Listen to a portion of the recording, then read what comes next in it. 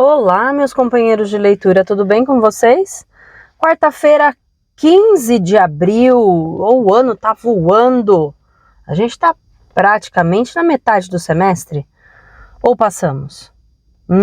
Passamos. Oh, meu Deus. Bom, mas a gente tá aqui hoje na quarta-feira egípcia para ler mais um bloco de capítulos do nosso querido autor Christian Jacques, o preferido do canal. Diz aí pra mim, Christian Jacques é o autor preferido do canal? Eu leio pra você? Bom, a gente já tá no capítulo 37, exatamente a metade do livro. Vambora pra nossa leitura? Capítulo 37. Uma jovem síria de mãos suaves massageava Dacter, quando Merry irrompeu no quarto. Quando você voltou? Ontem à noite, e em mau estado. O general fez um sinal à massagista para desaparecer. O cientista virou-se de lado com dificuldade e sentou-se gemendo. Quase fui morto por um aventureiro do deserto durante essa horrível viagem. Calor, deserto, bandidos rondando. Não conte mais comigo para tomar parte nesse tipo de expedição. Da próxima vez enviarei um de meus assistentes. O curativo que cobria a têmpora direita de Dacter confirmava o que ele dizia. Você está bem vivo e vai recuperar-se do infortúnio. Passemos ao essencial. O que descobriu? Nada. Como nada? Detesto que zombem de mim, meu amigo. Longe de mim essa intenção. Acho que não havia nada a ser descoberto. O Gebel El-Zeit é apenas um sítio de minas de onde se extraem a galena e o betume, cujo uso agora eu conheço. Trouxe as mesmas quantidades que meus predecessores e conseguirei um bom preço com a venda para os comerciantes de maquiagem. Lá não há tesouros, nem segredos, acredite. Então por que o lugar da verdade está associado a essa expedição? Por uma razão que nem você nem eu havíamos pensado. Obter um produto que fixasse os cabos das ferramentas. Essas pessoas são mais simples do que supomos. Por ter convivido com eles, posso afirmar que o único horizonte que vem pela frente é o bom andamento de um canteiro de obras e o bem-estar dos trabalhadores. Merry deu um tapa no rosto de Dacter com toda a força. Confuso, o cientista levou um longo tempo para voltar a si. A face esquerda estava em fogo e a cabeça vibrava. Por que fez isso, general? Você raciocina como um imbecil e está perdendo a memória. Você foi enganado, meu pobre Dacter. Tentaram adormecê-lo e eu o estou acordando. Esquece-se de que eu, Merry, vi a Pedra da Luz? Os segredos que precisamos desvendar estão no lugar da verdade e em nenhum outro lugar. Nossos adversários não são imbecis, nem seres simples, mas pessoas espertas que sabem defender-se. Os que o manipularam obedeceram às ordens do mestre de obras, e esse homem não deixa nada ao acaso.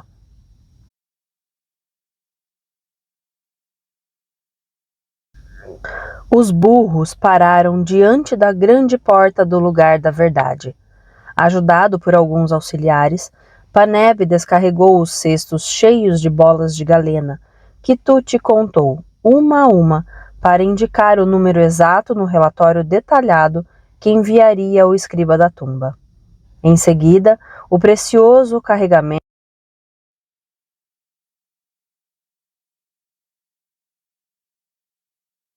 depois de calorosas felicitações dirigidas aos dois viajantes. Como você cuidava do ourives, não ficamos muito preocupados, disse Caro a Paneb. Mesmo assim, preferimos vê-los de volta. Nenhum problema no povoado? Não há tempo para ficar entediado, pode ter certeza. O mestre de obras nos mandou consertar as ferramentas em vista do início das obras, e os escultores já estão trabalhando. Néfero, silencioso, veio ao encontro dos recém-chegados e os abraçou. Correu tudo bem? Mais ou menos, respondeu Tuti. Fomos atacados 2 vezes por aventureiros do deserto, mas as intervenções de Paneb foram decisivas. Dacter também tentou compreender qual seria exatamente o nosso papel nessa expedição, mas conseguimos enganá-lo. Está certo disso? Ficar muito confiante sem dúvida seria um erro. Esse sujeito não gosta de nós e parece-me excessivamente astuto. É preciso desconfiar das iniciativas dele. Trouxe o necessário? A arrecadação foi excelente. Você terá até uma reserva. Paneb recebeu as informações? Mostrei-lhe o petróleo, e ele já conhece os perigos. Fiz questão de frisar, na presença dele, seu comportamento notável sob todos os aspectos. Tuti foi ao encontro da esposa. Se entendi bem, disse Néfer a Paneb, o deserto continua sendo seu aliado. Nós somos parecidos e nos entendemos. Sem ele, nosso povoado não existiria. Quando começaremos as grandes obras? Depois de amanhã. Melhor assim. Faço parte da equipe inicial? Eu era contra, mas Tuti fez-me mudar de ideia. Paneb pulou de alegria. Vou correndo beijar minha mulher e meu filho. O jovem colosso saiu em disparada, mas não foi muito longe. Radiante na sua curta túnica vermelha, enfeitada com um fino colar de pérolas, Turquesa penteava o longo cabelo na soleira da porta. A esposa que governa bem a casa é uma riqueza insubstituível, ela murmurou. A você só resta admirá-la e felicitá-la pelas múltiplas tarefas que ela realiza sem falhas. Por que está parado diante da minha casa? Posso entrar? Está consciente do perigo? Pode imaginar a sina de um infeliz sem mulher no meio de um deserto tórrido? Turquesa afastou-se. Paneb pegou-a pela cintura e levantou-a delicadamente, para colocá-la no leito de amor do primeiro cômodo. Jamais poderia resistir ao encanto e à beleza de Turquesa, e não desejava isso. Quando ela ficou nua, ele desfez o laço que fechava um saco de couro, tirou os granates talhados pelo ourives Tuti e pousou-os no ventre da amante. Não são magníficos? Está se tornando delicado, Paneb? Claro que não. Sem dar tempo à Turquesa de admirar as maravilhas, beijou-a com a impetuosidade de um jovem macho privado de amor há muito tempo. Ela também não queria resistir e ofereceu ao amante esplendores mais comoventes do que as pedras preciosas do deserto. Sentada numa cadeira alta com uma almofada, o abete Apura descansava. Uma serva massageava-lhe os pés, enquanto um pequeno macaco que elegera o povoado para domicílio degustava um figo na cozinha. Ele pulava de casa em casa, passava uns dias aqui e acolá, e ninguém o expulsava porque ele se divertia com as crianças que gostavam mais dele do que de qualquer outro brinquedo. Na frente da jovem, uma ama de leite dava o farto seio ao enorme pimpolho de Paneb, que mamava avidamente. Nunca vi isso, confessou a ama. Em breve você terá 2 colossos sob o seu teto. A ama de leite bebia suco da figueira e comia muito peixe fresco para garantir a apojadura com suave odor de farinha de alfarroba. Porém, esse alimento básico não era suficiente para saciar a fome de Aperte, que já comia alimentos sólidos. Às vezes, o abete perguntava a si mesma se teria energia suficiente para cumprir seus deveres de sacerdotisa, manter a casa e educar o filho. Mas tranquilizava-se ao pensar que o garoto passaria a maior parte do dia fora de casa e que o pai o arrastaria à luta e a outras atividades similares. A vizinha afirma que viu Paneb na grande porta, disse o abete. Sabe se ele voltou realmente, ama? Constrangida, a interpelada evitou olhar para a jovem mãe. Não passei por lá de manhã. Ele deve ter ido ver Turquesa, concluiu o abete. E é melhor assim. Quando voltar para casa, antes de cair a noite, o fogo devorador estará apaziguado. O macaquinho saiu da cozinha e pulou no ombro de Paneb, que acabara de atravessar a soleira de sua porta. Agarrado ao gigante, o animal parecia minúsculo. Espero que todos estejam bem. Venha cumprimentar-me, meu filho. A ama entregou o aperte para o pai, que o embalou delicadamente, enquanto o pequeno macaco tocava em seu cabelo preto com um dedo hesitante. Que menino bonito! Exclamou Paneb. O mérito é todo seu, Wabet. Mas diga-me, você não está com a cara boa? É verdade, estou cansada.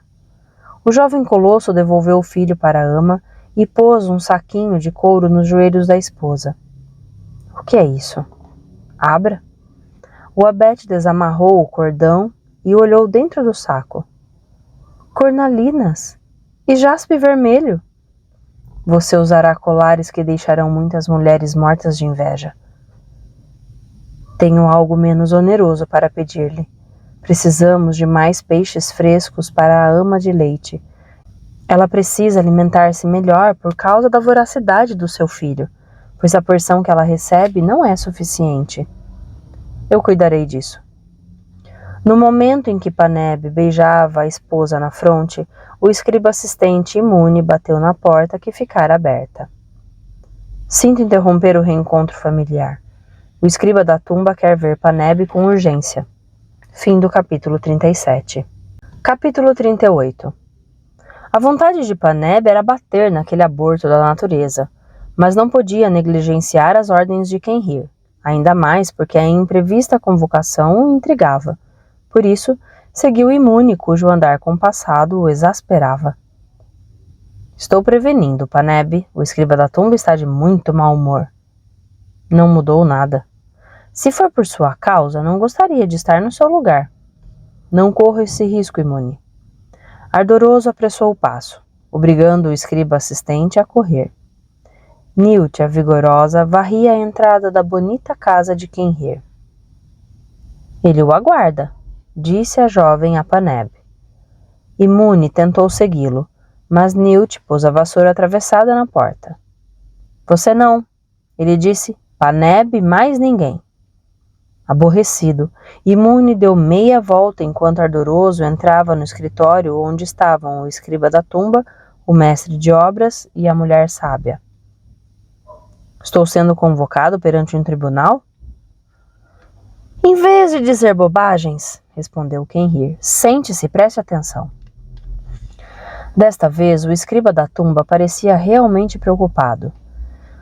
Devo informá-los de uma catástrofe e preciso pedir-lhes o compromisso formal de guardar segredo sobre o que vou revelar. Nefer, Clara e Paneb deram a palavra de honra. As ferramentas mais importantes são conservadas num quarto forte, cuja chave só o mestre de obras e eu possuímos, especificou Quenrir. Para evitar os roubos, temos um sistema de fechadura aperfeiçoado pelo mestre carpinteiro no reinado de Amenhotep III. Roubos? Espantou-se Paneb. Roubos aqui no povoado? Homens são apenas homens, e acabei de ter uma prova disso. Alguém tentou entrar no quarto forte. Não dá para acreditar. Infelizmente, sim. O ladrão quebrou o lacre de argila no qual imprimia o selo da necrópole. Depois tentou serrar a primeira barra de madeira. Nesse momento, ele se deu conta de que desencadeava um segundo sistema de fechadura e deve ter receado a existência de um terceiro. Temendo ser surpreendido, desistiu, mas o vestígio da passagem dele estava bem visível. Se não fosse o escriba da tumba a fazer essa acusação, eu não acreditaria numa única palavra, declarou o mestre de obras. Mas já que devemos nos render à evidência, existe um artesão desonesto entre nós, ou, pelo menos, alguém bastante ávido para querer apropriar-se dos bens da confraria. É um delito muito grave, avaliou Quenrir. Não deveríamos avisar o chefe Sobek? Esse caso só diz respeito a nós, protestou Paneb. Vamos resolvê-lo sem interferência externa. Só confio em vocês três, confessou o escriba da tumba. O mestre de obras e a mulher sábia são o pai e a mãe desta confraria. E você, Paneb, estava ausente do povoado por ocasião da tentativa de arrombamento. Tuti também. É verdade, mas ele poderia ser cúmplice do ladrão. Eu não? Você nunca ajudaria um malfeitor. Talvez não devamos dramatizar esse incidente, opinou Nefer. De que houve uma tentativa e um erro não há dúvida, mas o culpado não ousará fazê-lo de novo. Não está sendo muito otimista? Perguntou Kenrir. Amanhã reunirei todos os membros da equipe da direita. Depois de consultar o chefe da equipe da esquerda, para dividir as tarefas nos 2 canteiros de obras. E acredito que a grandeza do trabalho para o qual fomos convocados elevará a alma de todos. A necessidade de homens como Nefer para se alcançar o céu, pensou Kenrir, e a necessidade de homens como eu para se manter os pés na terra. Qual é a opinião da mulher sábia? Perguntou ele. Confiança na obra e vigilância dos homens. Primeiro, Paneb foi ao viveiro organizado num lago, onde os especialistas criavam percas, mugens, cromes, mormírios e peixes látees, reservados para a confraria que, quaisquer que fossem as condições de pesca no Nilo, tinha certeza de poder comer peixe fresco. Cercado de salgueiros e de sicômoros que preservavam o frescor em todas as estações, o viveiro do Lugar da Verdade era severamente controlado pela administração da margem oeste. Vizinho ao lago, havia um entreposto de sal usado pelos peixeiros, que abriam as costas dos belos espécimes pelo comprimento, esvaziavam-nos e os deixavam secando ao sol antes de salgá-los. Peixes fritos e peixes pequenos eram empilhados em cestos. Os grandes, pendurados em bastões, eram levados pelos entregadores. Paneb dirigiu-se a um peixeiro que com uma faca grande bem afiada atacava uma enorme perca, enquanto um de seus colegas preparava a bultargue, um prato delicioso composto de ovas e mugens salgadas. Salve, amigo. Sou Paneb, marido de Uabete a Pura. Preciso de um cesto de peixes frescos e de um pote de peixes secos para a ama de leite do meu filho. Quem quer que você seja não terá nada. Temos ordens estritas: entregar os peixes do viveiro no povoado, e o assistente do escriba da tumba deverá anotar as quantidades exatas. É proibido fornecer alimento diretamente a um artesão. Não há exceção para uma ama de leite? Nenhuma exceção. Paneb não teria dificuldade em lançar por terra o peixeiro e os colegas, mas achou preferível não semear confusão no grupo tranquilo, que além de tudo trabalhava para o povoado. Vá até ao rio, aconselhou o interlocutor. Lá os pescadores serão mais compreensivos. Sentado à sombra de um sicômoro, um velho pescador consertava as malhas da sua rede enquanto os outros usavam diversas técnicas para capturar os peixes de carne tão saborosa.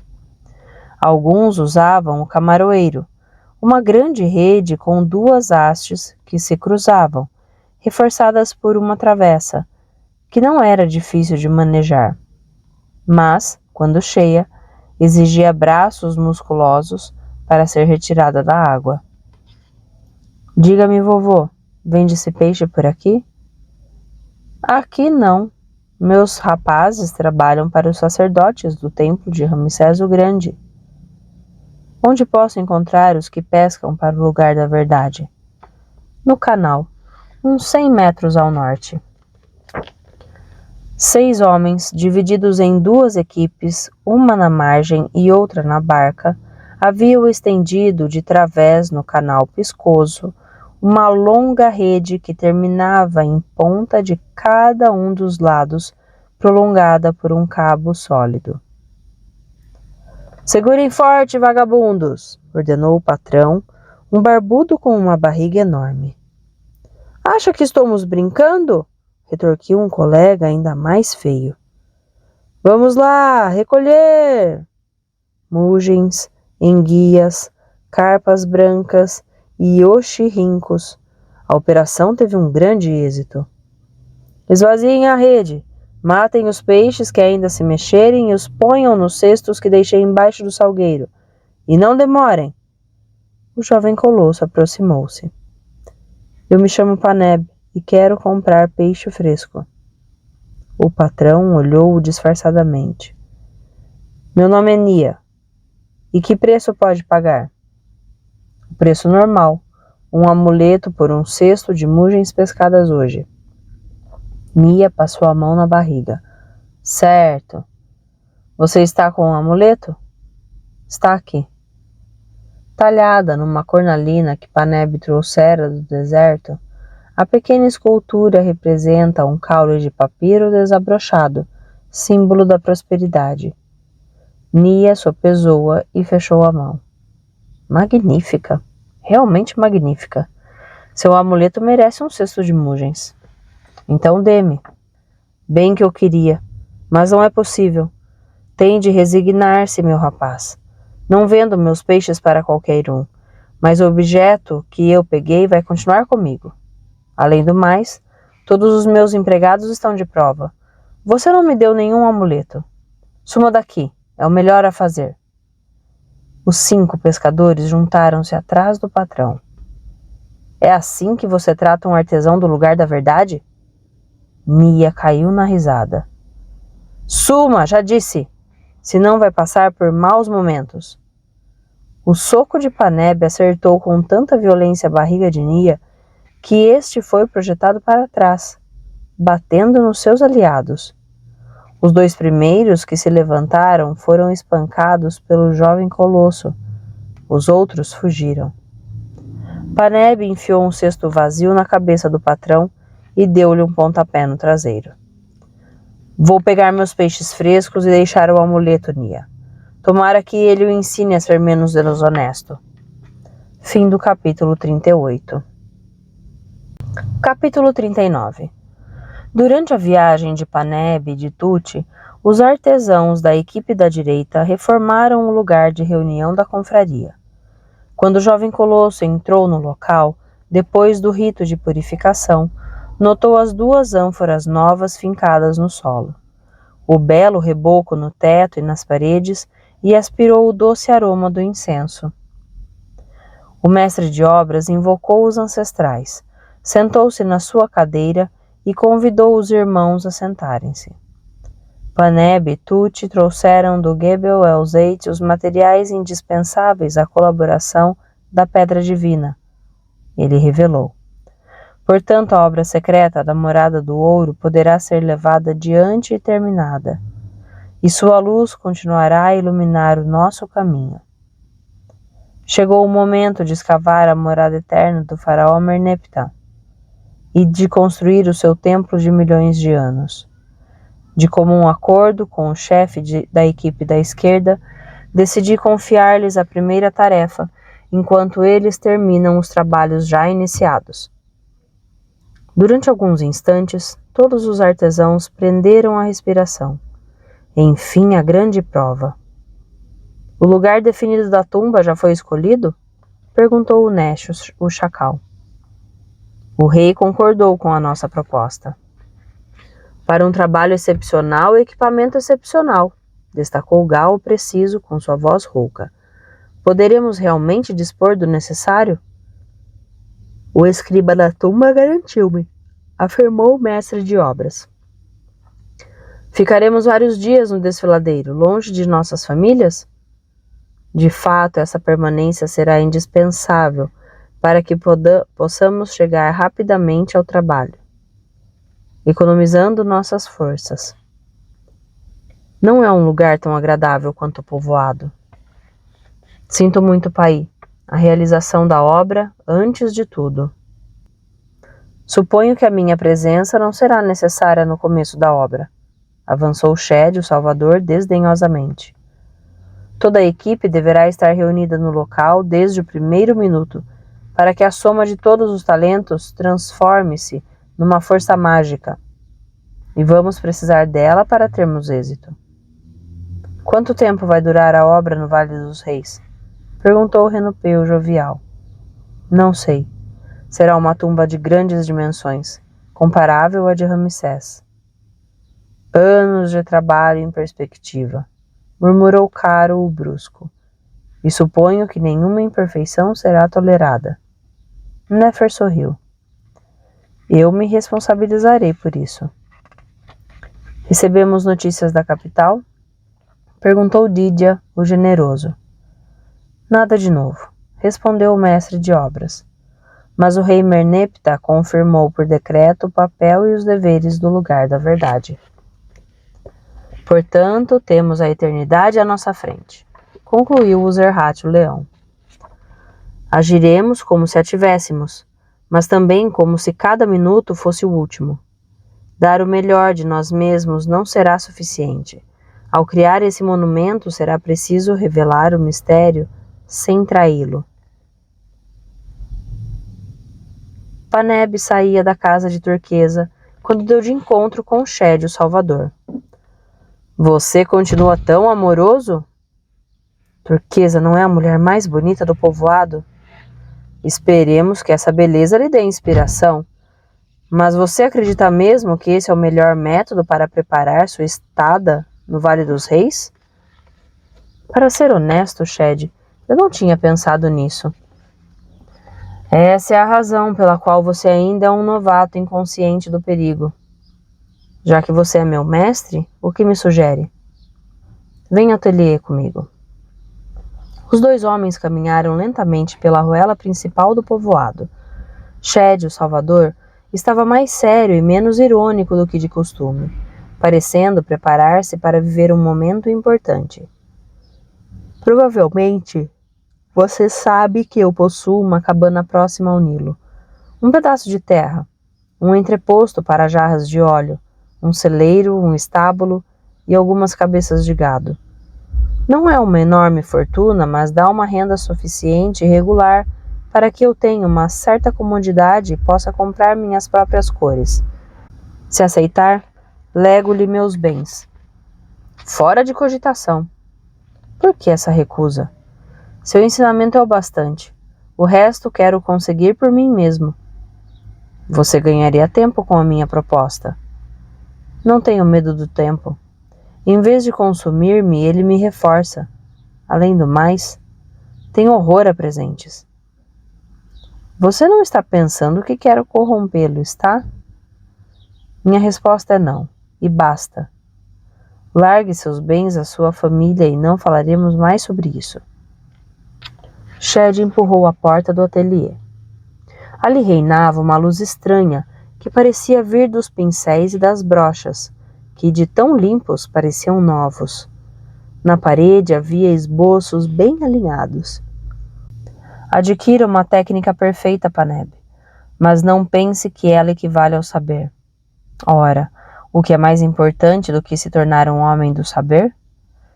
Ele lhe abrirá as portas da magia das formas e das cores.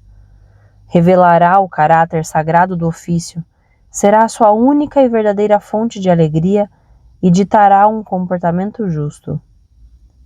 Viver Ma'at é passar da ignorância para o saber, e, sobretudo, o saber ao coração, o saber no coração e com o coração. Shed diluiu uma barra de tinta vermelha, molhou nela um pincel muito fino e, com um gesto delicado, desenhou um olho de falcão. O que você vê, Paneb? O olho de uma ave de rapina. Será que você é realmente capaz de ver, pintor assistente? Quando vai compreender que a nossa arte precisa de pessoas que vejam e não de imitadores estéreis?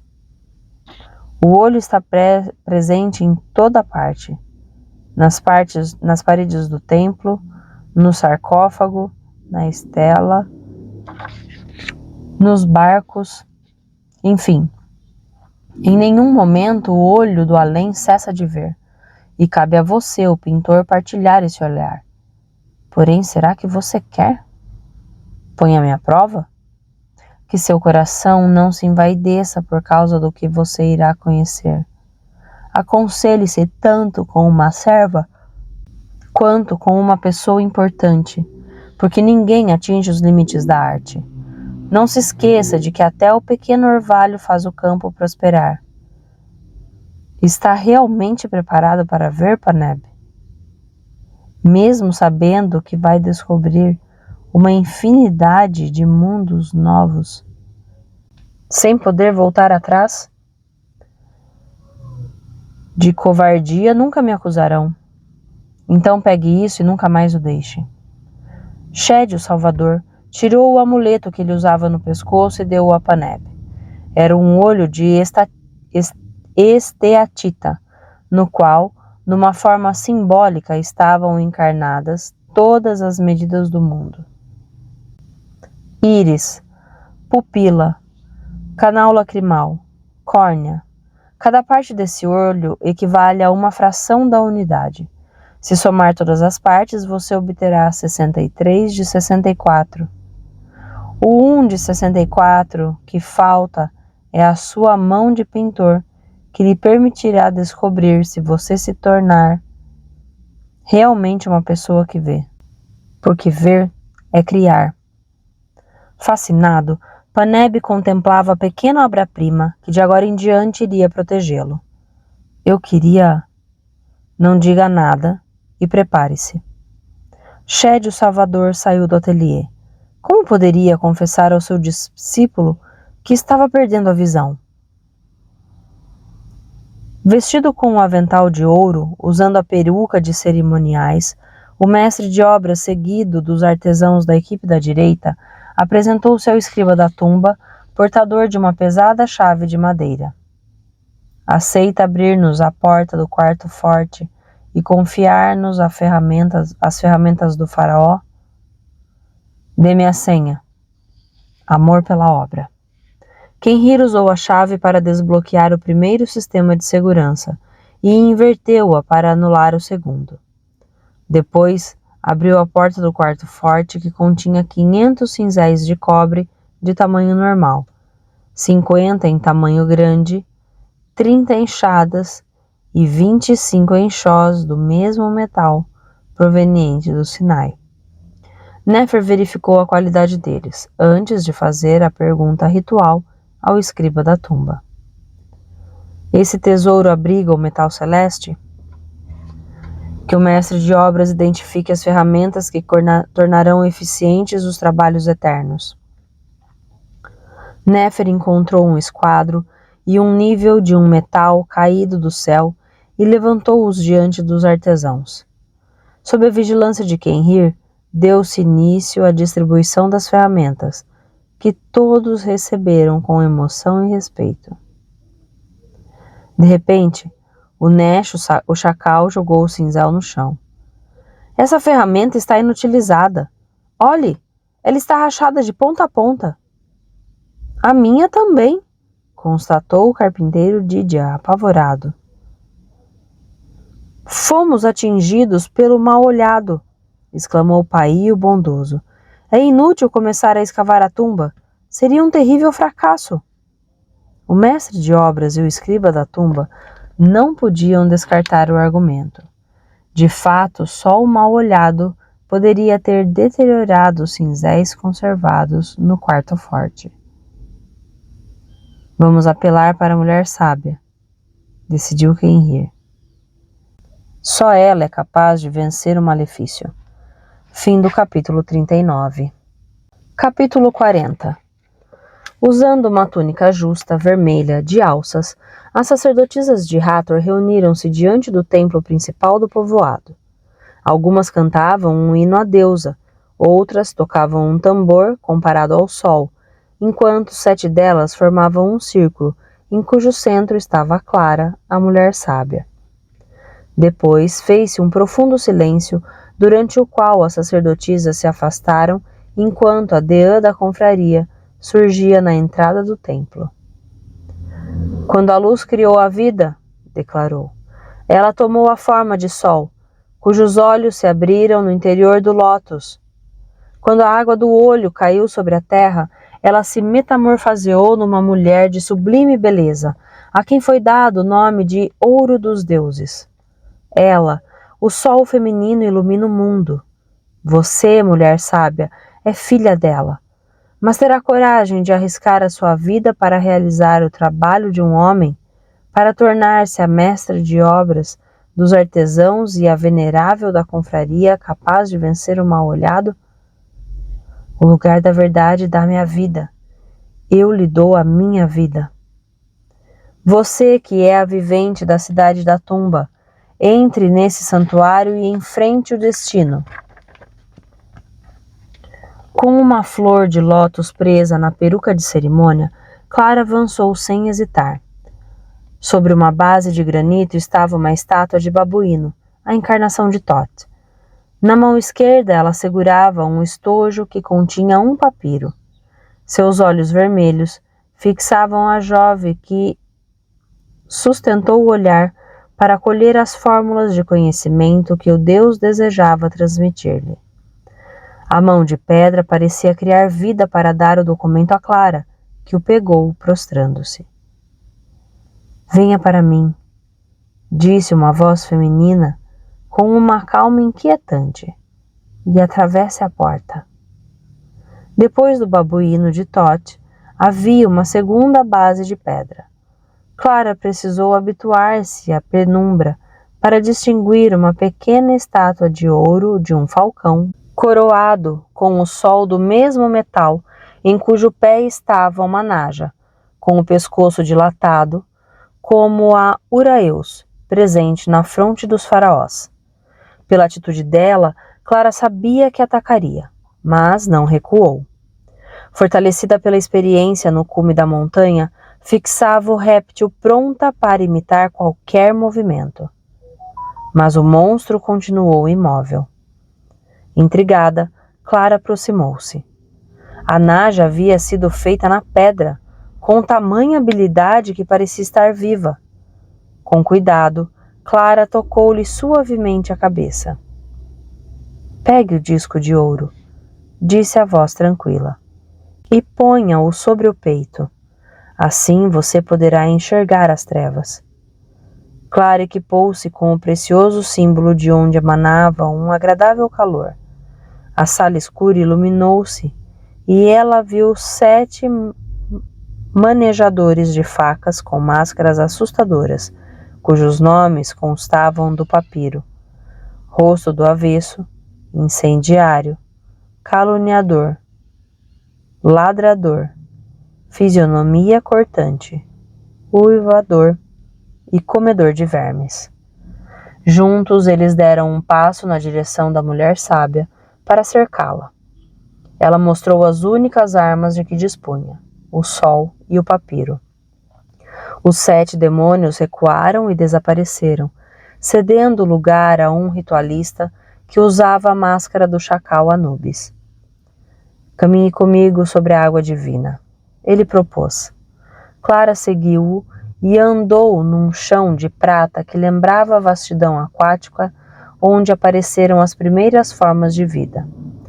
Anubis lavou os pés da mulher sábia, depois vestiu-a com túnica branca da ressurreição, tão apertada que ela mal podia se mover. Conduzia-a à entrada de uma capela escura. Neste lugar, realiza-se a transfiguração do espírito que sai de dia entre os vivos. Será que você terá a ousadia de receber a energia que lhe permitirá repelir o mal-olhado? Aceito a prova. Cuidado, essa energia poderá destruí-la. Os antigos souberam captá-la e preservá-la no interior dos templos, mas poucos corpos mortais estão aptos a recebê-la, e ninguém sabe se você poderá suportá-la. Permita-me enfrentá-la, pois é nela que buscarei a força necessária para ajudar a confraria. Entre na capela, mulher sábia, e que a deusa decida. Avançando com dificuldade, Clara enfrentou a estátua de Neith, que com 7 palavras criara o mundo. Do mesmo tamanho que a esposa do mestre de obras, seus olhos pareciam estar vivos, brilhantes como estrelas. Eles olhavam fixamente a intrusa, que parou a menos de 1 metro da estátua que lhe estendia as mãos, com as palmas viradas para cima. De repente, Clara viu 2 traços de luz que brotavam da mão de pedra sem serem dirigidos para o seu coração. 2 linhas onduladas que fizeram a jovem vacilar. Aquela energia circulava nos canais que compõem o ser e era tão intensa e tão abrasadora que não a suportaria por muito tempo. Só a deusa poderia interromper a prova. A mulher sábia não podia esquivar-se. Não era preciso ser encorajada por aquela força para vencer o mal-olhado? Quenhir contou a verdade a Néfer, o silencioso. Mais cedo ou mais tarde, a mulher sábia precisaria enfrentar Nate para saber se sua energia vital era da mesma natureza à da deusa. Mas, normalmente, ela se prepararia para passar por aquela prova, com longos períodos de meditação, e não iria ao encontro da estátua numa situação de emergência. Alguém tentou entrar no quarto forte, disse Quenhir a Néfer, mas não conseguiu. É mesmo mal olhado o responsável pela deteriorização das ferramentas.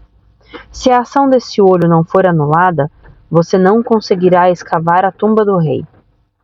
Por que não apelar para o mago da corte? Quem mais teria possibilidades do que a mulher sábia para ter sucesso?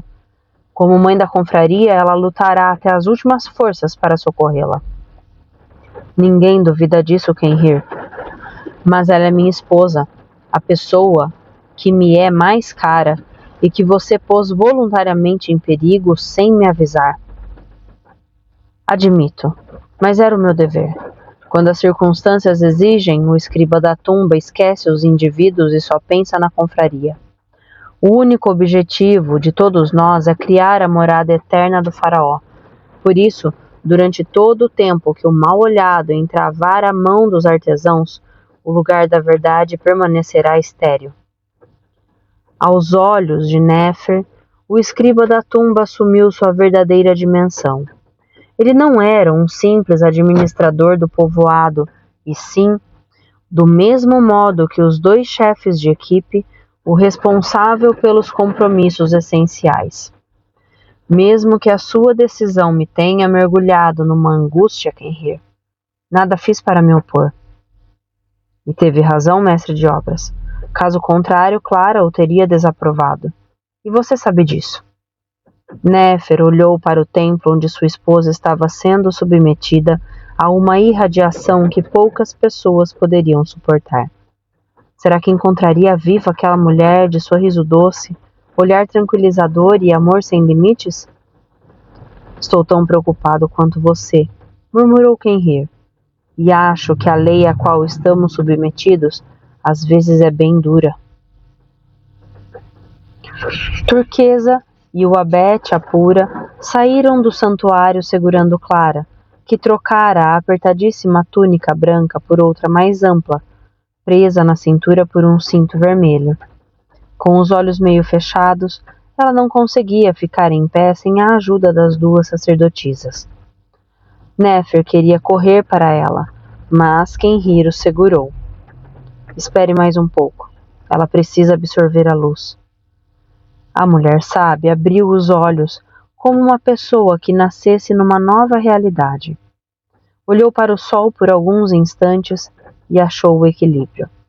As 2 sacerdotisas afastaram-se, e Clara viu Néfer que, então, correu para tomá-la nos braços. Achei que ia morrer, ela lhe disse. Tal a intensidade da energia da deusa, mas ela me salvou das trevas. Venha descansar. Mais tarde. Vamos voltar ao quarto forte. Mas você está exausta? Preciso devolver sem demora o que me foi dado. Cheios de esperança, os artesãos olharam a mulher sábia passar e a serenidade que ela mostrava os acalmou. As ferramentas haviam sido dispostas no chão, na frente do quarto forte. Ninguém mais ousara tocá-las, com medo de estragá-las ainda mais, ao atrair a energia do mal-olhado. Clara queimou incenso no compartimento fechado para purificá-lo, e expulsar qualquer força destrutiva. Depois magnetizou as ferramentas uma por uma, demorando-se naquelas que apresentavam defeito, por menor que fosse. As rachaduras fecharam-se. O cobre adquiriu um novo brilho. O mal-olhado foi aniquilado. Ela afirmou. E não atrapalhará os trabalhos da confraria. Aclamada pelos artesãos, Clara agarrou-se ao mestre de obras, que entre a admiração e o amor não sabia mais qual o sentimento que o arrebatava. Fim do capítulo 40. E fim desse bloco de leituras. Ai, gente, será que não vão acabar essas intercorrências mal olhadas? Eu tô louca para saber quem é o artesão do lugar da verdade, que é o traidor. Vocês têm alguma suspeita? Vocês têm alguma sugestão? Deixem nos comentários para mim. Quem é o traidor? E a gente se encontra novamente na próxima semana. Quem sabe, no próximo bloco de leituras a gente descobre quem é o traidor. Um grande beijo para vocês, uma ótima semana. Tchau!